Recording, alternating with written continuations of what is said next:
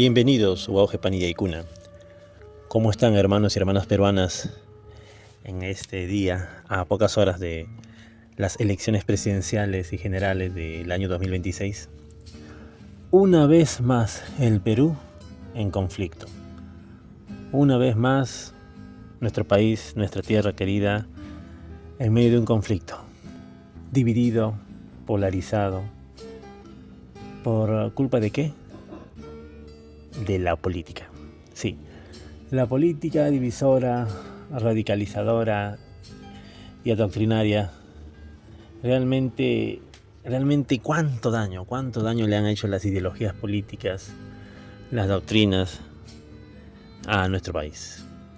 Desde las escuelas públicas, las universidades, antes se usaban panfletos, diarios amarillistas, pasquines, bueno, ahora se utilizan las redes sociales, todos los medios a disposición de los grupos políticos, de las facciones políticas para dividir el país, para seguir llevando, como se dice, agua para su molino, para seguir robando la mente de los jóvenes, la mente de los universitarios y de los adolescentes incautos, para convertirlos en soldados de su causa política, para utilizarlos para alcanzar sus objetivos políticos. Es lamentable y triste cómo es que la política ha hecho del Perú un campo de batalla. ¿Y por qué? Bueno, se sabe desde hace siglos, como dice esta máxima verdad. Esta sí es una verdad, no es una falacia, no es una leyenda negra. Esta sí es una verdad. El poder corrompe, hermanos. El poder corrompe. Y el poder absoluto corrompe absolutamente. Y es que darle una cuota de poder a cierta facción política o a cierto personaje ya es muy peligroso. Puede aparentar honestidad, puede aparentar decencia, pero una vez que tenga el poder, una vez que tenga autoridad, esa persona se transforma. La arrogancia lo consume, el orgullo. Esto lo vemos desde un profesor de escuela, desde un guardia escolar, hay un serenazgo, un policía municipal, hasta el alcalde de un distrito, un congresista, un presidente, un general del ejército. El poder corrompe en muchos estratos de nuestra sociedad. Y lamentablemente el peruano promedio no sabe cómo administrar el poder, no sabe qué hacer con la autoridad una vez que la recibe. Fácilmente cede a sus deseos egoístas, a su arrogancia. No puede entender o no puede aceptar el hecho que, aunque reciba autoridad, sigue siendo un ciudadano, es un servidor público. Todos los funcionarios en las instituciones del Estado, congresistas, ahora senadores que vendremos, todos ellos reciban una cuota de poder y autoridad, y lamentablemente eso los corrompe, definitivamente. Tú dirás, tal vez, si piensas que aún quedan políticos decentes, aún quedan peruanos decentes que puedan acceder a cargos públicos, ¿sí? Le digo, hermano, la gente decente no está en la política. El peruano decente, el peruano digno, no se mezcla en política. Y entiéndase por política a los partidos políticos. Entiéndase por política es en participar en las instituciones del Estado, en representar al Estado y en las diversas facciones políticas que existen. A eso nos referimos cuando decimos la política. Claro, porque hasta administrar una escuela, una dirigencia vecinal o un comedor popular es hacer política, pero no nos referimos a eso, a esa clase de política.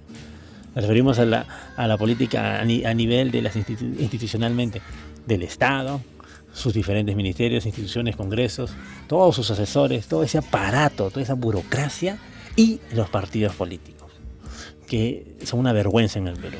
Simplemente un partido político realmente es un club de amigos, una asociación de compañeros, de exalumnos de una universidad o de una cofradía, de algún club social, y que terminan formando un partido político con intereses propios. A diferencia de otros países tanto en Estados Unidos, en Europa, tienen una identidad, tienen trascendencia, tienen lo que se conoce como tradición. Muchos de ellos incluso llevan más de un siglo existiendo. Tienen una línea clara, una línea política clara. No existe eso en el Perú, no existe. Partidos políticos son tan pasajeros como una moda de verano, una moda de invierno. Son como unas flores que brevemente brotan y en la mañana y al atardecer ya están marchitas. Así son los partidos políticos en el Perú. Cada elección, cada 4 años, cada 5 años, aparecen y luego desaparecen. ¿Cuánto daño le hace la política a la sociedad? ¿Cuánto daño le hacen las doctrinas políticas al ciudadano de a pie? No tienen idea de cómo arruinan las vidas la política, cómo separa familias, cómo adoctrina las mentes, cómo las convierte en soldados prácticamente de una ideología. Los consumen el odio y el resentimiento social de cualquier bloque, de cualquier doctrina. Porque tal vez muchos lleguen a pensar que somos alguna facción política y que favorecemos a alguna de las facciones políticas tradicionales del Perú. Pues no. Aquí venimos a decir que no, claramente. Hemos aprendido de la historia. Sabemos a dónde llevan las doctrinas políticas. Nosotros somos el movimiento andinismo de liberación. Somos andinistas.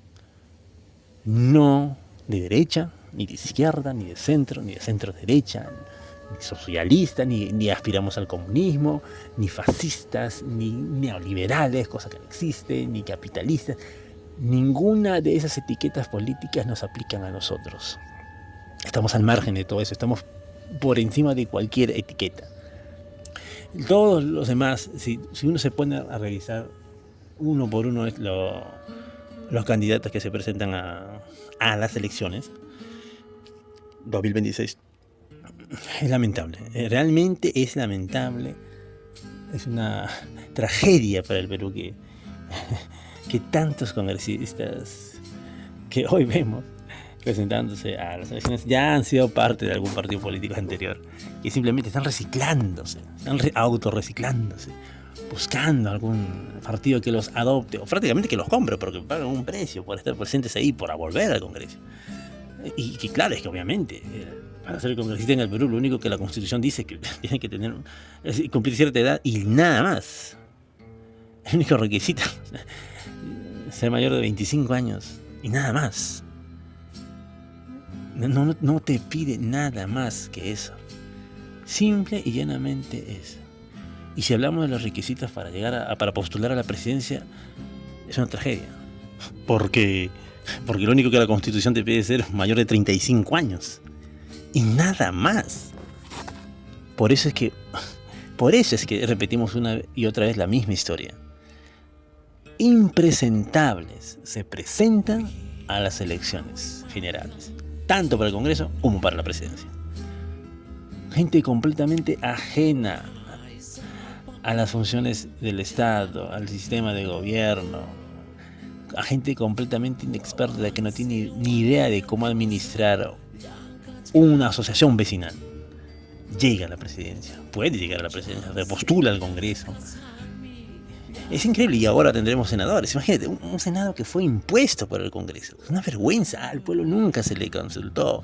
No hubo un referéndum, una consulta popular por ningún medio escrito. Nada, nunca se consideró eso. ¿Por qué? Es una de las tantas aberraciones que ha cometido el Congreso peruano en estos últimos años. Aparte de ser una vergüenza ellos mismos, cometen una aberración como esta. Imponer al Perú una cámara de senadores que nadie pidió. Por eso urge una reforma constitucional.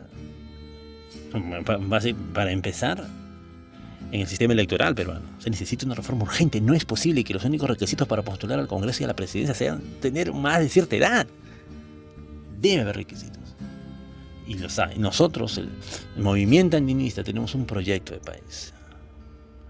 Y algunos dirán, pero te estás contradiciendo, se están contradiciendo, afirman que no son un partido político, pero que me dices que tienen un proyecto político. No es un proyecto político, es un proyecto de país. Es nuestro modelo, que cómo debería ser el Perú. Pronto lo publicaremos, pero en una de esas páginas lo que explica es que se debe reformar el sistema electoral. Entre tanto, los requisitos, tanto para postular al Congreso como a la presidencia. Sí, la edad es correcta, tiene un margen de edad, pero es necesario tener experiencia en la administración pública del Estado. Por ejemplo, haber sido congresista en un periodo congresal completo. 5 años. Otro requisito es haber sido o haber tenido participación en la administración pública, sea como gobernador regional o provincial.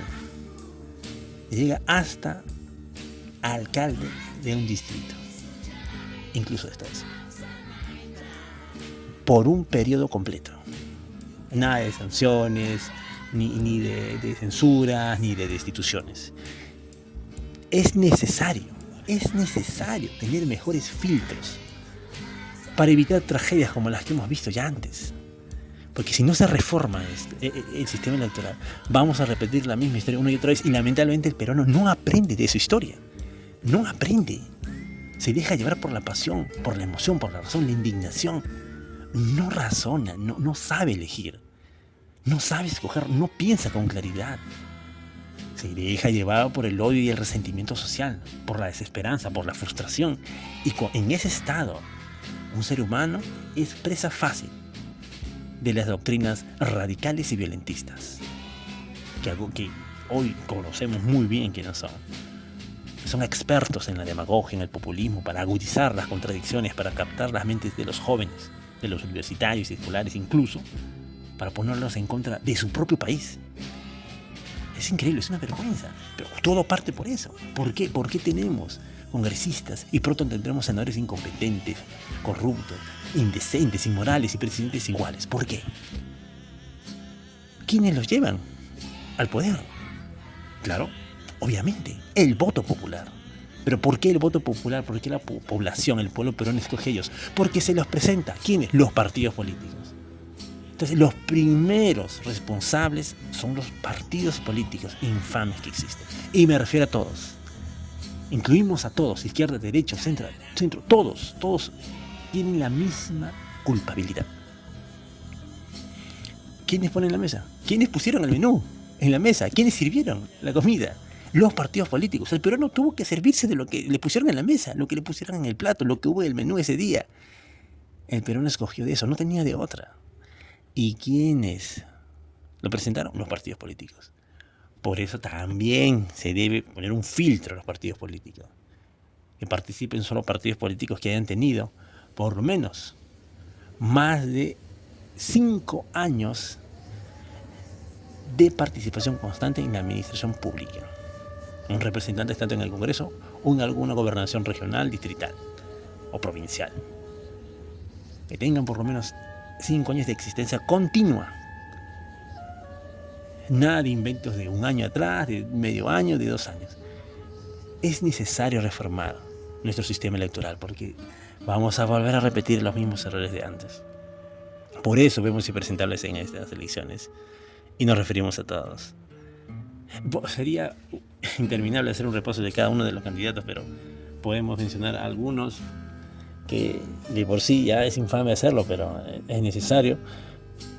Por ejemplo, es el señor López Aliaga, que una vez más un alcalde de la capital se postula a la presidencia, y lo hemos visto antes, señor Andrade, Castañeda Locio también.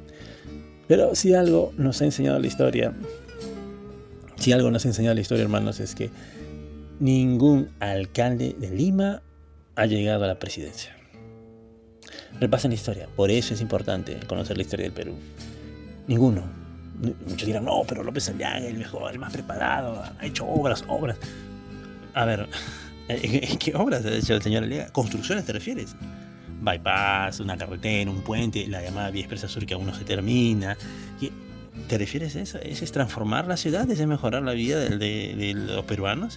O en este caso de los limeños. Así hacer obra. Lo entiendes por colocar concreto, construir y construir. Déjame decirte que tus estándares están muy por el suelo. No puedes dar tu confianza o engrandecer a alguien simplemente porque hace ese tipo de obra. Es suficiente. Y es que justamente por eso es que un alcalde de Lima nunca ganó la presidencia, porque sus obras, supuestamente las grandes mejoras que ha hecho por los peruanos, se limitan a lo que hace en la ciudad de Lima. El resto del Perú no tiene nada que ver con lo que este alcalde ha hecho en la ciudad de Lima. No se benefició de nada, no puede ver ningún atisbo de ese progreso, supuestamente. Porque su gran obra se limita a eso. Obras viales y de viaductos y de carretera. Entonces, no. Es por eso justamente les digo. Y no, con esto estoy ofendiendo al señor López Aliaga. Como persona yo no la puedo ofender. ¿En qué? Aparte de que, bueno, si quieres podemos hablar de todas sus investigaciones y de sus trenes que trajo de Estados Unidos, que quién sabe ahora si funcionarán, si se pondrán en marcha o no, si fue una inversión en vano. Es incierto. Lo que sí es cierto es que, y lo repito, ningún alcalde de Lima ha llegado a la presidencia del Perú. Y no creo, estamos convencidos que el señor López Aliaga no será la excepción. Hablemos del otro López Chau. Cuidado con el chauismo, mucho cuidado. López Chau es un claro ejemplo de lo que mencioné hace poco. Fue aprista en su juventud, pero también estuvo relacionado con movimientos de izquierda. Incluso fue arrestado durante la dictadura de Juan Velasco Alvarado, uno de los periodos más nefastos de la historia peruana. Y incluso tuvo unos comentarios, bueno, durante esa etapa, no el actual López Chau, sino hace décadas atrás, es un comentario sobre el señor Polay Campos, que sabemos que es un terrorista, narratista, un sanguinario, criminal. Lo compara como un luchador social, un luchador político, no lo llama terrorista.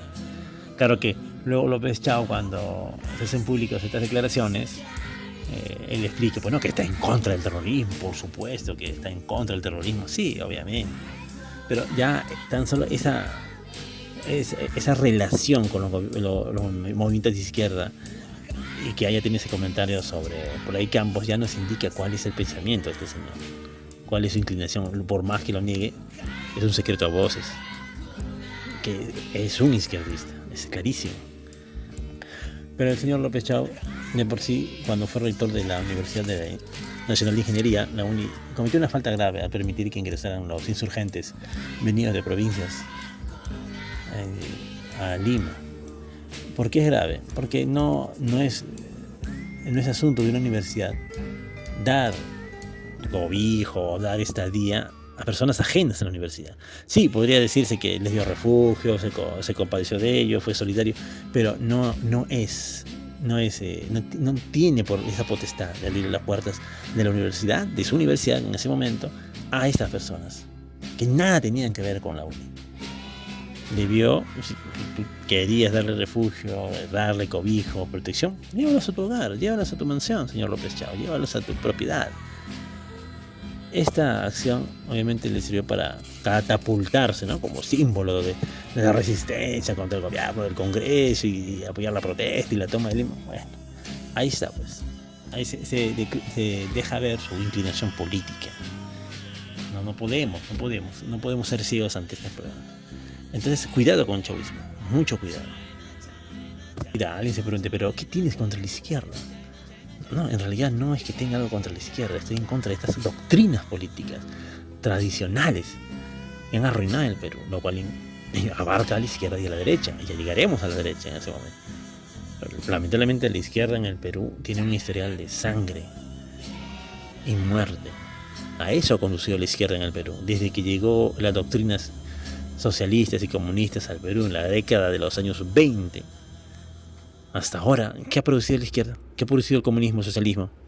Sangre, muerte, destrucción, insurrección, familias arruinadas, riqueza perdida, atraso, violencia, trauma psicológica. Eso ha generado la izquierda. La izquierda peruana lamentablemente es eso, mentirosa y violentista. Entonces, que se presente un candidato relacionado con esa doctrina es aberrante, es una aberración. Y López Chau es una de las tantas ramificaciones de esa izquierda. Podrá ser más blando, podrá aparentar ser más conservador, pero tiene en sí ese pensamiento izquierdista, el pensamiento socialista. Él mismo ha dicho que quiere reformar la Constitución del 93 o volver hacia atrás, pero afirma que respetará el modelo económico. Pero realmente, hablar de la Constitución del 79 y del 93 es un capítulo aparte que a su debido momento ya lo trataremos. Otro caso, un ejemplo de de este señor, que esto sí es vergonzoso, realmente algo ya vergonzoso, al punto, no solo es risible, sino es indignante. El señor Vladimir Cerrón, el nuevo Doc Vladi del Perú, ¿no? El Doc Vladi del siglo XXI, siniestro, corrupto, cobarde, ambicioso. El señor Vladimir Cerrón, en la clandestinidad, presentándose a la presidencia, a las elecciones por la presidencia. Es increíble. ¿Qué clase de país permite esto? Que incluso su discurso final, su cierre de campaña, miren, lo hace una transmisión, un video, ni siquiera sabe si es en vivo, es grabado, obviamente, lo presentan. Están sus seguidores, lo presentan. Y luego intentan presentar al Perú, al actual Perú, como una dictadura fascista, opresora y represora. ¿Qué clase de dictadura fascista va a permitir que un prófugo de la justicia se presente a la presidencia? Por Dios, miren. Esto no pasa en otros países, por Dios. Por eso es que estamos actualmente así. Por eso el Perú es lo que es. Por personas así. Que se le permita hacer esto. Es increíble, es increíble. Obviamente, el señor Vladimir Cerrón fue protegido por Dina Boluarte, el azote de Dios.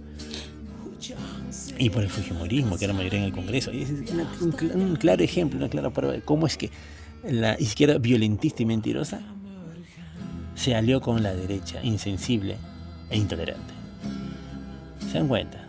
¿Cómo es que los grandes, ¿no?, supuestamente símbolos de la izquierda peruana hace unos 3 años, que venían a ser Vladimir Cerrón, el caudillo de Perú Libre, Pedro Castillo, su candidato ganador, y su vicepresidente, Dina Boluarte, el azote de Dios, supuestamente representaban a la clase popular, la clase campesina, la clase obrera en el poder? Mire cómo terminaron traicionándose entre ellos. Vladimir Cerrón y Dina Boluarte traicionaron a Pedro Castillo, le dieron la espalda el día que él anunció el cierre del Congreso, lo cual era un crimen, obviamente, lo cual lo convertía en enemigo del Estado. Simplemente le dieron la espalda. A Dina Boluarte se le permitió continuar en el poder, como una marioneta, obviamente, y a Vladimir Cerrón se le concedió irse a la clandestinidad, vivir en la clandestinidad oculta. Imagínense, a ese nivel, ese es el nivel de la izquierda en el Perú, aliándose con una infame derecha. Pero nota, esa es la realidad, esa es la verdadera cara de la política peruana. Y claro, obviamente, entre ellos se cubren las espaldas. Por eso justamente, ¿sabes por qué no votar? Así que luego, bueno, hay una gran cantidad de candidatos que puedo mencionar. El señor Belmont, por ejemplo, aquí está.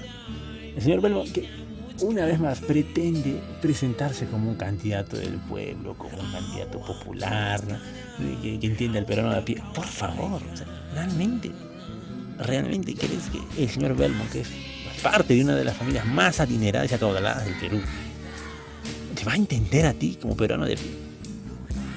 Es que tanto se habla de que sí, que los limeños racistas, que son, se creen gringos, colorados, ricos, que le dan la espalda al pueblo porque somos de piel más oscura, somos cobrizos y nos detestan, son racistas. ¿Y el señor Belmont qué es?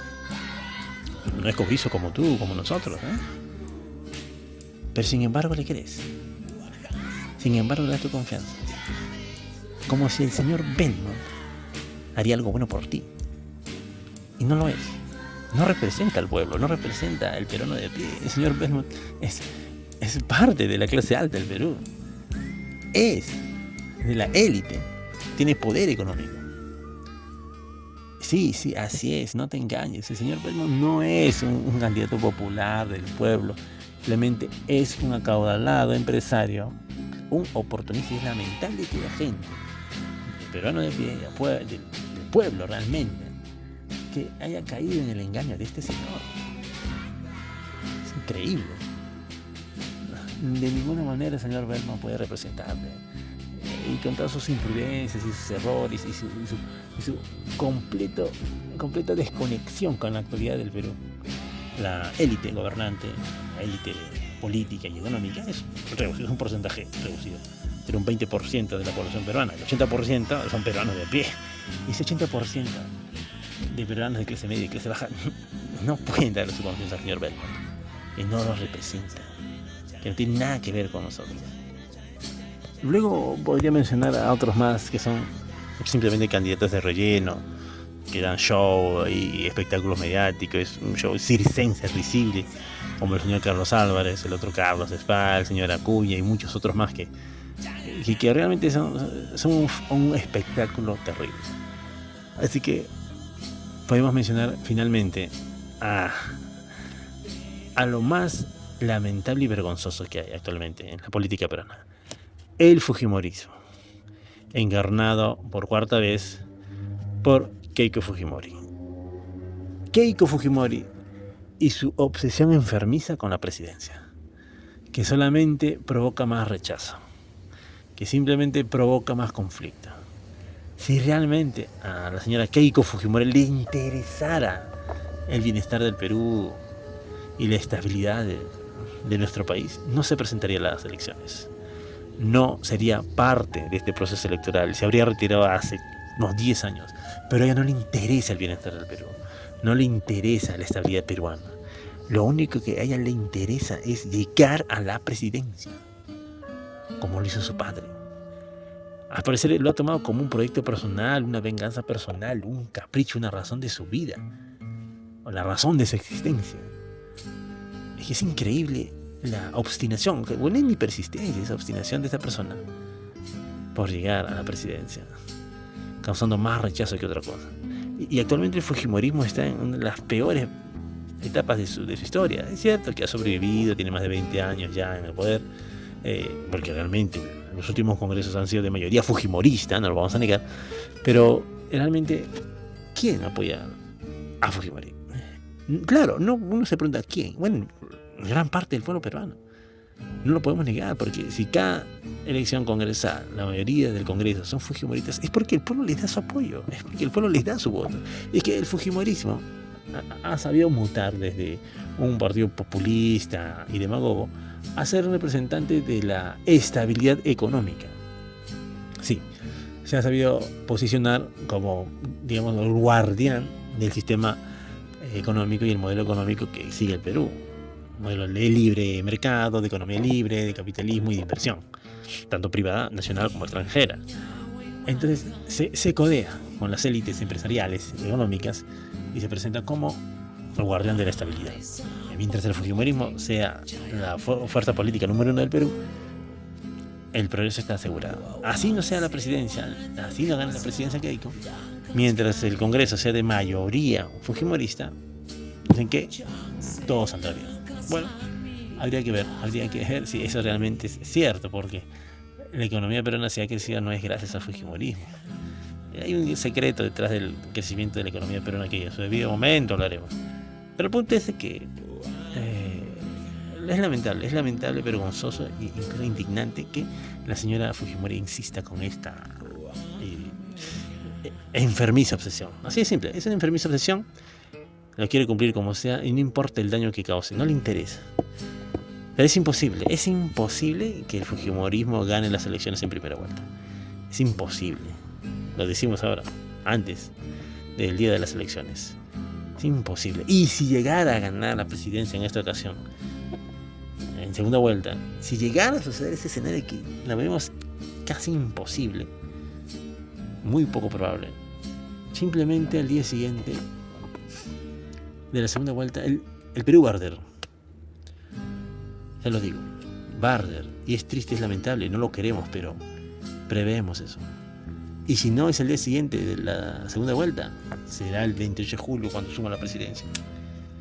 El Perú va a arder, porque los grupos radicales de extrema izquierda, los insurrectos y los insurgentes van a ser llamados a toda la clase que les escuche, a cualquier clase de peruano que la escuche, a impedir que el fujimorismo llegue al poder.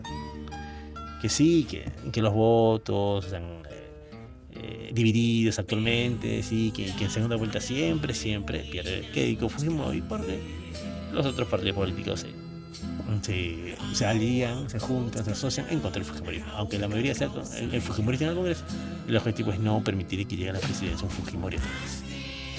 Pero de suceder, ese es el escenario que prevemos. Mucho peor será que lo visto en 2023. Mucho peor. Bueno, claro, obviamente, ¿no?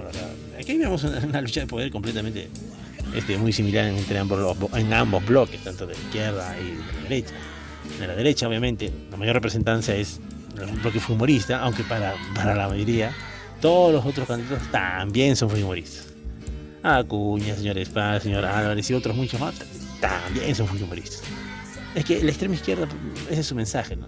No estás conmigo, estás contra mí. No estás conmigo, eres fujimorista. Ahí vemos el sinsentido de esta guerra política. Es absurdo, pero nuevamente, ¿se puede evitar? Sí. ¿Cómo? Que Keiko Fujimori no vuelva a presentarse nunca más a la presidencia. Debería ya olvidarse de esta obsesión, dedicarse a su vida personal, a algún emprendimiento, a algún negocio y disfrutar de la vida que le queda con sus hijas, que la necesita más que nunca. Y que haga su vida personal y que deje el fujimorismo en manos de otras personas. Que el fujimorismo aprenda a vivir solo, como lo hizo el peronismo sin Perón en Argentina. Aunque claro, obviamente mutó a otra cosa, pero ¿ustedes se imaginan que en unas décadas ya sin Keiko Fujimori el fujimorismo vuelva a ser un partido populista, demagogo, barrial, o incluso que llegue a ser infiltrado por agentes de la izquierda, del socialismo, y que llegue a transformarse en una especie de socialismo híbrido? Miren, imagínense cómo terminó el peronismo en Argentina. Pero bueno, en fin, solo el tiempo lo dirá. Pero sí, por el bien del Perú, lo decimos ahora, un Fujimori no debe volver a la presidencia. Que sí, que el modelo continúe, el modelo económico, el modelo social, pero un Fujimori en la presidencia no. No hace falta, no es necesario, nadie lo necesita. Y además, ¿quién lo va a votar? ¿Quién va a votar por Fujimori en estas elecciones?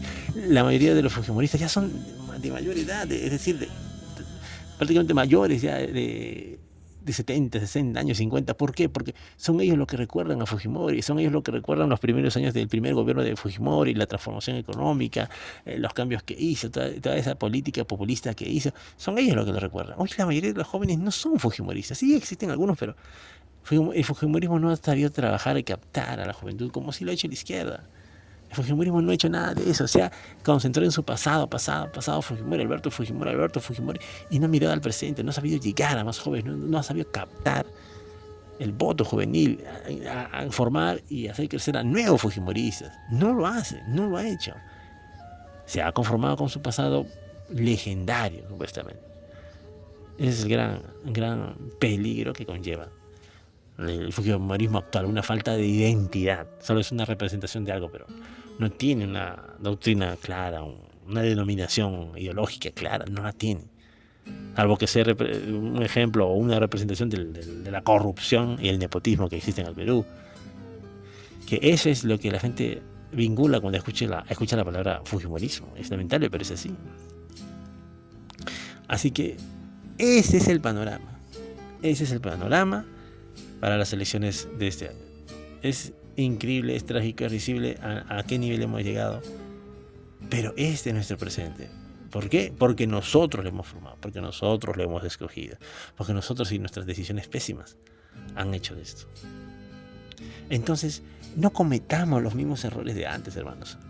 Muchos dirán, ¿y qué sugieres entonces? Haz lo correcto. ¿Y qué es lo correcto? No le des tu confianza a ninguno de ellos, porque ninguno la merece. No le des tu voto a ninguno de ellos, no lo merece. Claro, muchos dirán, algunos no faltará que digan, no, pero me estás sugiriendo votar en blanco, en viciado, pero eso favorece al que va a primer lugar.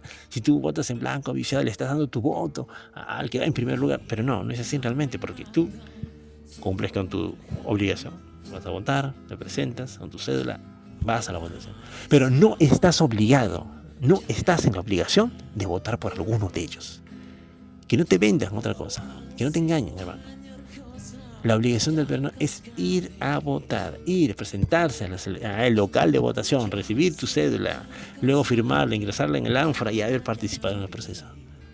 Pero nadie te va a obligar a votar por alguno de ellos. Tú eres libre de decidirlo. Y hoy realmente lo más sensato es no darle tu voto a ninguno. Ninguno lo merece. Con honestidad te lo podemos decir. Ninguno merece tu confianza, tu voto. Así tengas que votar en blanco, en viciado, podrás decir y afirmar con seguridad que no le diste tu voto a ninguno de estos candidatos. Porque darle tu voto es darle tu confianza y es ser partícipe de cualquier atrocidad que puedan cometer después. Piénsalo bien, hermano. Piénsalo bien, hermano. ¿Es realmente eso lo que quieres? Ya se han cometido errores antes en el Perú. Recuerden que en el año 90 se presentó un candidato muy populista, muy de barrio, ¿no? Un chinito, un rector de la universidad agraria. Y claro, tenía carisma, sonreía y ya, y la gente lo vio. Y claro, obviamente como el peruano de pie se parecía más a Fujimori que a Vargas Llosa, le dio su voto a Fujimori. Hasta el diario La República, en portada en primera plana, mírenla, le dijo, ¿no?, a votar por Fujimori. Es increíble, o sea, es increíble. Es increíble cómo es que la ideología izquierdista se va con el mejor postor, con el que él considere que es la mejor opción. Pero imagínense, ese es el nivel de decencia, de dignidad que tiene la política peruana. Pero está además decir que la dignidad no tiene nada que ver con la política. Porque una persona digna, una persona decente no está dentro de la política. No los encuentras allí. Nada tiene que ver la dignidad con la política. Entonces, ya hemos aprendido a qué nos lleva a elegir a un líder carismático, populista y barrial. Miren al señor Fujimori, un rector de universidad, llegó al poder inexperto, completamente ajeno a la administración pública. ¿Qué tenía que ser un ingeniero agrónomo en el Palacio de Gobierno? ¿Cómo se les ocurre darle el poder, el voto a un rector de universidad? Y ahora quieren hacer lo mismo con López Chau. Y ahora quieren repetir el mismo error. Darle el poder a un rector de universidad. Es en serio, hermano. Eso es lo que van a hacer. No hemos aprendido nada de la historia. Miren en qué terminó el señor Fujimori. Miren en qué terminó, cómo terminó. Formando parte de una dictadura cruel. Una dictadura que es cierto que transformó, hizo un cambio de modelo económico que era muy necesario, pero el costo social fue muy alto. Y hasta ahora lo pagamos. Hablar de la década de Fujimori es un capítulo aparte. Lo vamos a hacer. Vamos a desmitificar a este personaje. Pero hoy se lo decimos. No cometas el mismo error. No le des tu voto a un desconocido, a un NN, como lo hicieron en el 2021 con el señor Pedro Castillo. Un profesor de escuela, no un campesino. No cometas el error. Muchos dicen, un campesino llegó al poder, un hombre del campo. Perdón, pero el señor Pedro Castillo no era un campesino. El señor Pedro Castillo es un profesor. Completó los estudios, ingresó. Dicen que dio clases, algunos dicen que nunca dio clases. Pero fue profesor. Ese es su oficio. Esa es su carrera. Hizo su carrera. No es campesino. No fue un campesino. No cultivaba, él no sembraba, no recogía. No. Era un profesor de escuela. Entonces, cometieron ese error de darle el poder a él. ¿Qué tenía que ser un profesor de escuela? En el sillón presidencial. No hay nada. Pero bueno, ahí están las consecuencias. El desastre de finales del 2022 y todas las tragedias que pasan en el 2023. ¿Quieres cometer el mismo error? No, por favor, no lo hagas. Así que es lamentable, pero ahí está. Hay que ir a votar. Hay que presentarse en el local de votación.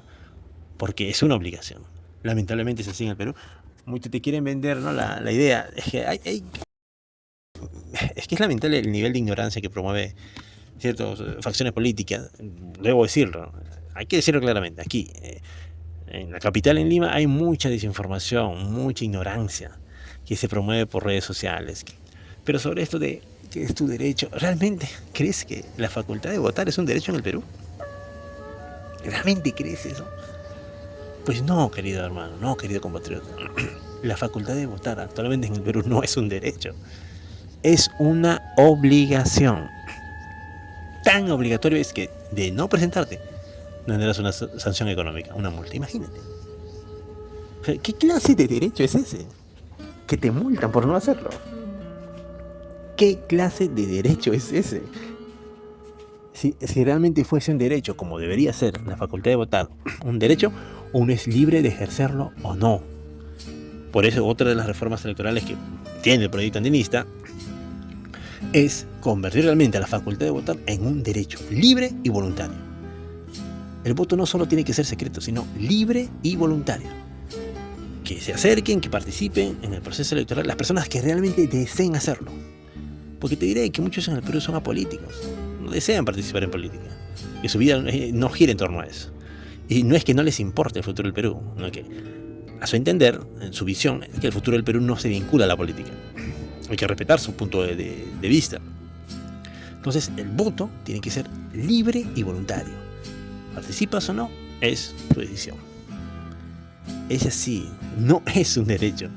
La facultad de votar en el Perú no es un derecho. Es una obligación. El Estado te obliga, te coacciona y te sanciona si no vas a votar. Imagínense, es una completa falsedad eso de que el derecho a votar, que el voto es un derecho que... No debe ser así, ni completamente. Urge una reforma electoral. Y no solo electoral, realmente social, moral, porque la verdadera carencia, la verdadera tragedia de nuestra actualidad no es que somos víctimas de una crisis política o de inseguridad. La verdadera crisis en el Perú, hermanos, es moral, es ética.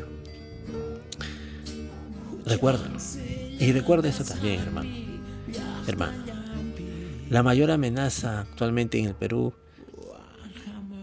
no es la inseguridad ciudadana, no es el fujimorismo, no es la derecha, tampoco la izquierda. La mayor amenaza en el Perú, el mayor enemigo del Perú, es la ignorancia. La ignorancia que promueven y expanden tanto los partidos de derecha como los partidos de izquierda. Y en la ignorancia se cultiva odio, resentimiento social, descontento, insurrecciones. Todo esto se cultiva en el campo de la ignorancia. Por eso es que a muchos de estos grupos políticos les conviene mantener en ignorancia al pueblo. No permitamos eso más, hermanos. No lo permitamos. Hay que educarnos nosotros mismos, no esperar que el Estado lo haga. Hay que informarnos, conocer. Solo de esa manera podremos combatir la ignorancia y salvar al Perú. Por eso, hermano mío, hermana, eres libre de decidir tú. Eres libre de escoger según tu conciencia. Pero desde aquí te lo decimos. A pocas horas de iniciar el proceso electoral. Tú decides. Pero yo te revelo la verdad. Ninguno de estos candidatos merecen tu confianza. No merecen tu voto. Tenlo en cuenta, tenlo presente. Y decide bien. Decide bien, porque somos lo que hacemos. Según tu decisión, será tu futuro.